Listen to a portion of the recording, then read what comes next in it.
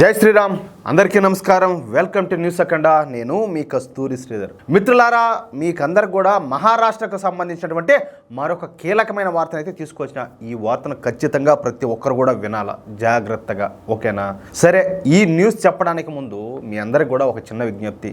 మన న్యూస్ అఖండ ఛానల్ ఆధ్వర్యంలోనే అఖండ హెల్త్ ఛానల్ను స్టార్ట్ చేయడం జరిగింది. కాబట్టి మన న్యూస్ అఖండ ఛానల్ను ఆదరిస్తున్న, అభిమానిస్తున్న ప్రతి ఒక్కరు కూడా మన అఖండ హెల్త్ ఛానల్ కూడా సబ్స్క్రైబ్ చేసుకోవాలని, సపోర్ట్ చేయాలని చెప్పేసి మిమ్మల్ని అందరినీ కూడా కోరుకుంటున్నా. సరే, ఇక న్యూస్ విషయానికి వస్తే, ఈ మధ్యనే ఈ నాగ్పూర్లో జాంబిగాళ్ళు అల్లర్లు సృష్టించిన సంగతి మీకు అంతా కూడా తెలిసిందే. మన బజరంగ్ దళ కార్యకర్తలు, అదేవిధంగా విశ్వ హిందూ పరిషత్ కార్యకర్తలు కలిసి ఔరంగజేబు గాడి సమాధిని తొలగించాలన్న డిమాండ్తో ఒక భారీ ర్యాలీ చేశారు. ఈ ర్యాలీలో భాగంగా ఈ ఔరంగజేబు గాడి దిష్టి బొమ్మను దహనం చేశారు. అంతే. ఇక అదే అవకాశంగా మార్చుకున్నటువంటి జాంబీలో హిందూ సంఘాల కార్యకర్తలు ముస్లింల మత గ్రంథం అయినటువంటి ఖురాన్ను తగలబెట్టారని చెప్పేసి పెద్ద ఎత్తున ఈ రూమర్లను వ్యాప్తి చేసి ఇక అల్లర్లకు పాల్పడినారు.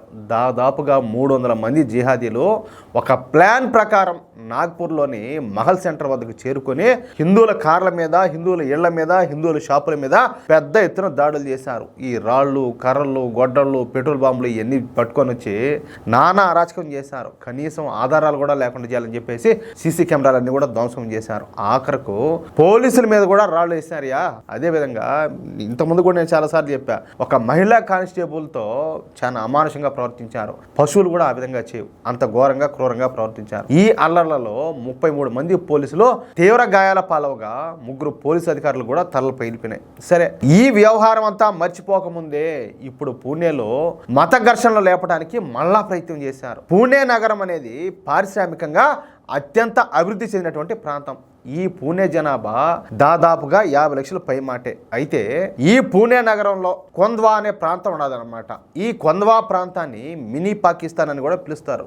అంటే ఈ జాంబీల్ జనాభా ఎక్కడ ఎక్కువైతే ఉంటారో ఆ ప్రాంతానికి అటువంటి పేర్లు పెడతా ఉంటారు మనోళ్ళు. అది లెక్క. ఇక్కడ ఆ వర్గం వాళ్ళ జనాభా ఎక్కువగా ఉంటుందంట. అయితే ఈ పూణేలోని ఈ కొంద్వా ప్రాంతంలో ఒక హాస్పిటల్ ఉంటుంది. ఆ హాస్పిటల్ పేరు వచ్చేసి సనా హాస్పిటల్. ఇక ఈ సనా హాస్పిటల్కి వచ్చినటువంటి గణేష్ రాక్పసారి అనే వ్యక్తి తన కారును ఈ సన్నా హాస్పిటల్ ముందు పార్కింగ్ చేశాడు. ఇంకా హాస్పిటల్కి వచ్చేవాళ్ళు కారు పార్కింగ్ ఏం కాదు, అదేం విమానం ఆ పైన గాల్లోనే పెట్టేదానికి విమానం అంటాలే, అందులో తప్పేమన్నది. ఆ సన్నా హాస్పిటల్కు వచ్చాడు కాబట్టి కారు నాడు పెట్టాడు, ఆ పార్కింగ్ చేశాడు. అంతే. ఇక ఏ విధంగా గొడవ పెట్టుకోవాలా అని ఎదురు చూస్తున్నటువంటి ఒక జాంబీగాడు, వాడి పేరు వచ్చేసి షేక్ హుసేన్.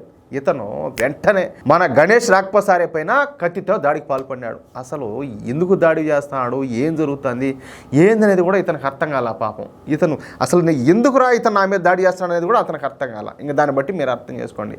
ఈ దాడితో హడలిపోయినటువంటి ఈ గణేష్ రాక్పసారే ఇక వెంటనే తన ఫ్రెండ్స్కి కాల్ చేశాడంట. సరిగ్గా అవకాశం కోసం ఎదురు చూస్తున్నటువంటి ఈ షేక్ హుసేన్ గాడు ఇంకా రెడీగా ఉంటారు కదా ఈ సంత అంతా కూడా, ఈ జిహాదీ సంతకంతా వాళ్ళకు ఫోన్ చేసి వాళ్ళందరినీ కూడా పిలుచుకొని వచ్చినాడు. ఇక ఈ 2 గ్రూపులు కూడా అక్కడ కొట్టుకున్నాయి. ఒకటి ఇళ్ళు, ఒకటి ఓళ్ళు. ఇక ఆ ప్రాంతంలో ఒకరిపైన ఒకరు దాడులు చేసుకుంటా నానా బీభత్సం సృష్టించారు. సరే, ఇక్కడ మరొక విషయం చెప్పన, మన వాళ్ళ మీద హిందువులంతా వచ్చి దాడి చేస్తారంట. మళ్ళా ఈ రూమర్లను వ్యాప్తి చేసే పనిలో పడినారు. అయితే ఈ విషయంలో వెంటనే స్పందించినటువంటి ఈ పూణే పోలీసులు పెద్ద బెటాలియన్ తీసుకొని అక్కడికైతే దిగిపోయినారు. ఇక అక్కడ కొట్టుకుంటున్నటువంటి ఇరు వర్గాలను కూడా చెదరగొట్టేశారు. అలాగే ఈ అల్లర్లకు కారణమైనటువంటి ఈ షేక్ హుసేన్ పట్టుకొని తీసుకుపోయి అరెస్ట్ చేశారు. అంతేకాకుండా అక్కడ 144 సెక్షన్ విధించారు. ఏంది అతను చేసిన పాపమా? హాస్పిటల్ పార్కింగ్ లో కారు పెట్టాడు అంటే వీళ్ళకి ఏదో ఒక విధంగా గొడవలు కావాలా, ఈ మత ఘర్షణలు అనేటివి రేపాలా, తద్వారా ఏంటంటే మన వాళ్ళ మీద దాడులు చేయాలా, ఈ భయానక వాతావరణం సృష్టించాలా. ఇందాక నేను ఒక వీడియో ఒకటి చూసా, ఈ నాగపూర్కి సంబంధించింది. మహా అంటే అతను ఏమన్నా ఇంకొక 5 ఏళ్ళు బతాడో 10 ఏళ్ళు బతాడో తెలియదు, ఒక ముసలి జాంబీ అనమాట. అతను మాట్లాడుతున్నాడు, ఇప్పుడు నాగపూర్లో జరిగింది కేవలం ఇది ఒక ఉదాహరణ మాత్రమే. ఈ రంజాన్ మాసం అయిపోయినాక మేము రోడ్ల మీదకి వచ్చాము, అప్పుడు చెప్తాం మీ పని. మోడీ కాదు ఎవరైనా భయపడాలి మా దెబ్బకు అని చెప్పి మాట్లాడుతున్నాడు. కనీసము అతను ఆ విధంగా ఎందుకు మాట్లాడుతున్నాడో నాకైతే అర్థం కావడంలే. కానీ హిందువులు తలుచుకుంటే ఒకే ఒక దెబ్బగా నాకు కొడితే, ఏది ఆర్థిక బహిష్కరణ, ఆ దెబ్బగా కొడితే వీళ్ళకందరికీ యాడని బిగించకపోతాయి స్క్రూలన్నీ కూడా. ఒక్కరికి కూడా ఇంకా బుస్స రాదు. మా మీదనే ఆధారపడి మా మీదనే వ్యాపారాలు చేస్తా, మా మీదనే బడి బతుకుతా, మళ్ళా మా మీదనే దాడులు చేసే ప్రయత్నమా? ఏంది ఇదంతా కూడా? దేనికోసం ఇదంతా? ఈ దేశాన్ని ఏది మీ మతం అంతా కూడా ఉండేటట్టు మీ రాజ్యం చేసుకోవాలనే కదా, అంతే కదా, అదే కదా మీ టార్గెట్. మా ఊళ్ళకు బుద్ధి లేక ఇప్పటికి కూడా మన బాయ్ బాయ్ బాయ్ బాయ్ అనుకుంటారే కానీ మీరు బాయిలోడి మమ్మల్ని బొందబెట్టాలనుకుంటున్నారని చెప్పి మా వాళ్ళకి ఇంకా అర్థం కాకపోయా. అంటే చూడండి, వీళ్ళ బ్రతుకంతా కూడా హింసే. ఎంతసేపు ఏదో ఒకటి చెప్పి హిందువులపైన దాడులు చేయడమే వీళ్ళ పని.